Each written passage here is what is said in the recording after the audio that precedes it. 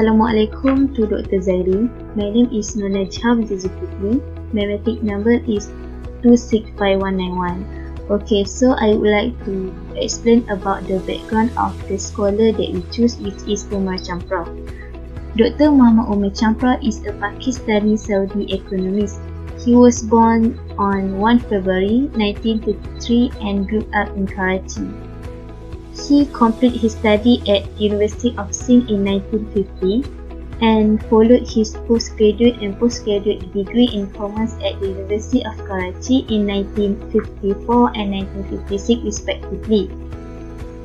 During the King Faisal reign, he had an opportunity to work under Sheikh Muhammad Al-Bakar Finance Ministry and played an important role in the development of the Saudi banking system as well as formulating the economics and monetary policy for a few decades. He also served as assistant and professor of economics at the University of Wisconsin, senior economist and associate editor of the Pakistan Development Review at Pakistan Institute of Development Economics. Then, prior to his position as an economics advisor for 35 years for Saudi Arabia Monetary, he was awarded Saudi citizenship in recognition of his country's services. Next, the contribution of Dr. Muhammad Umar CHAPRA. Through his economic career, he was published within 15 books, 75 scientific papers and 9 books review. The most popular for his book Towards a Just Monetary System, Islam and the Economic Challenge, The Future of Economy in Islamic Perspective, and The Islamic Civilization. Next, the contribution of Umar CHAPRA in Muslim Building Civilization. According to him,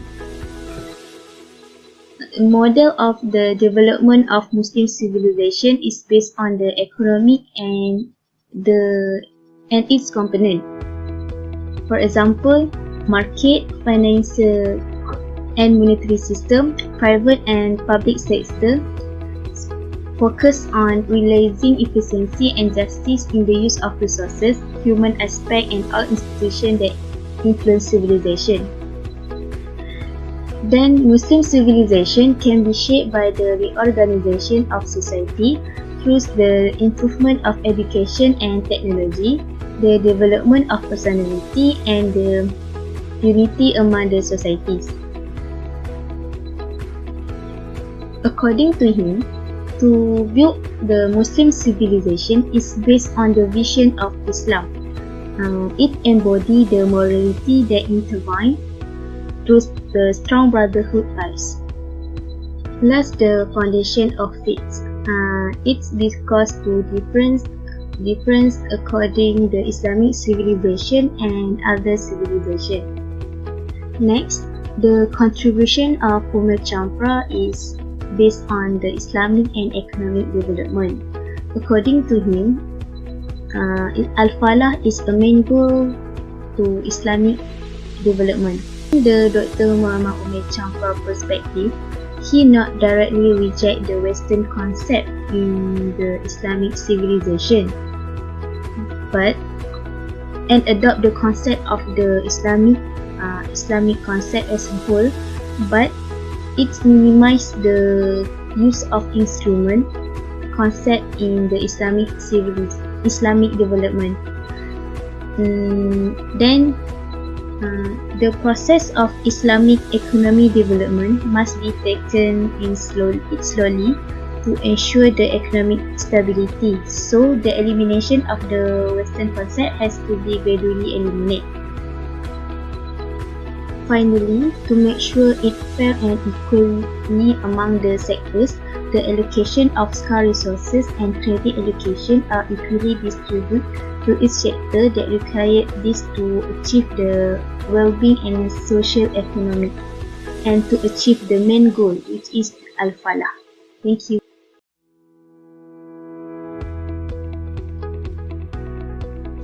Okay, continue with me. My name is Fatin Nur Ain, binti Mohd Rosdi. So the challenges of Islamic finance industry after pandemic COVID-19 is their market share will be affected. What I mean by that is, in many Asian and African countries, Islamic finance has large market share in microfinance, small and medium-sized enterprise, or we know it as SME, and also retail lending. Because of this pandemic COVID-19, this business or this enterprise is directed to close by the government. And because of that, technically, it also gives the impact to the Islamic finance industry.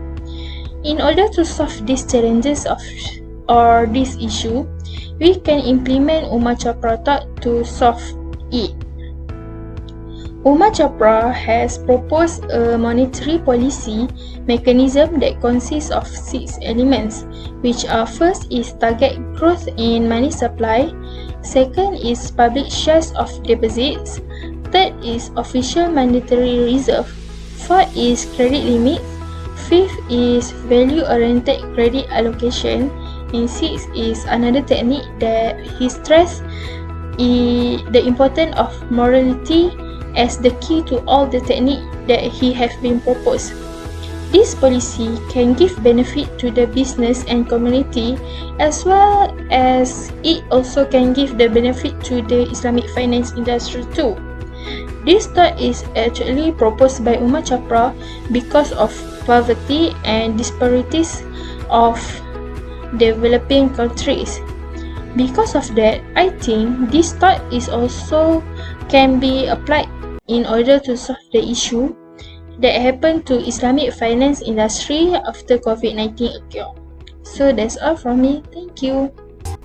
Okay, Assalamualaikum warahmatullahi wabarakatuh. My name is Nur Alya binti Mustafa, Nurfarahain. Okay, I will explain about the challenges of Islamic finance industry after pandemic COVID-19. So, the challenges is demand and supply shock. Okay, so what is demand shock? Demand shock is reduced consumer ability to purchase goods and services. Okay, what is supply shock? Supply shock is anything that can reduce the economic capacity to reduce goods and services. Okay, the solution to overcome the demand and supply shock is first fiscal policy. So fiscal policies can do if higher government borrowing. It can also higher government spending. So the monetary policy is can reduce the inflation so that can boost the economic growth. So the devaluation is so they can reduce the value of currency to boost export and import. Assalamualaikum. My name is Nur Akma binti Mohd Aseri, metric number 256181. Currently, the current global economics become more uncertainty due to pandemic COVID-19 that has bring impact for all type financial institutions, including Islamic finance industry. But do you know what are the challenges of Islamic finance industry after pandemic COVID-19? So let me explain it. One of the challenges is lending and funding. Lending and funding are the challenges because they have to cope with the rising credit risk. Credit risk is a risk when borrower defaulting in paying its obligations. When credit risk is rise, so it can affect the quality of its assets and increase bank profit and increase loan losses and non-performing loan and reduce bank profitability. So, however, in order to overcome this issue, rescheduling and restructuring are the way to solve it. Rescheduling refer to modifications of loan repayment, which is normally involved with extending and lengthening of loan tenure of payment installment.